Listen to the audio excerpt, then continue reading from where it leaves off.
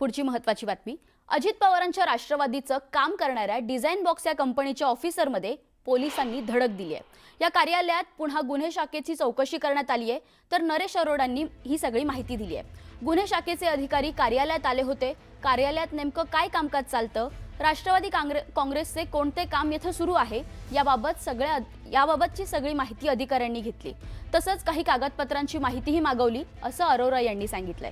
नरेश अरोरा यांच्या म्हणण्यानुसार पोलिसांकडे काही तक्रारी दाखल झाल्या होत्या।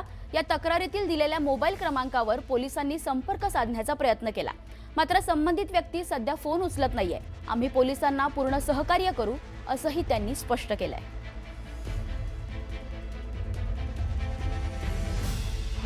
राष्ट्रवादी कांग्रेस पार्टी का क्या काम होता है उसके बारे में उन्होंने जानकारी लेनी चाहिए। हमारे कर्मचारियों के पास जितनी जानकारी थी उन्होंने उतनी जानकारी उनको दी और उसके बाद उन्होंने कुछ दस्तावेज मांगे, कुछ दस्तावेज दिखाने की बात की, कुछ नंबर मांगने की बात की। तो हमारे कर्मचारी ने उनको बोला कि हमारे सीनियर्स नहीं हैं, हम आपको ये जानकारी ऐसे नहीं दे सकते।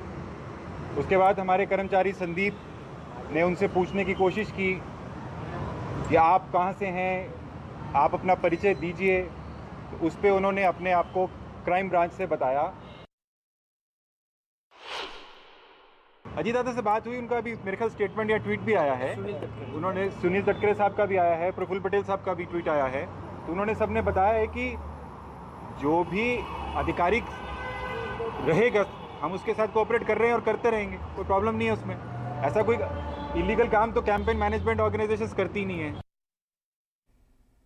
आता या सगळ्या दरम्यान अजित पवारांनी या संदर्भात ट्विट करत नरेश अरोरांची पाठराखण केली आहे।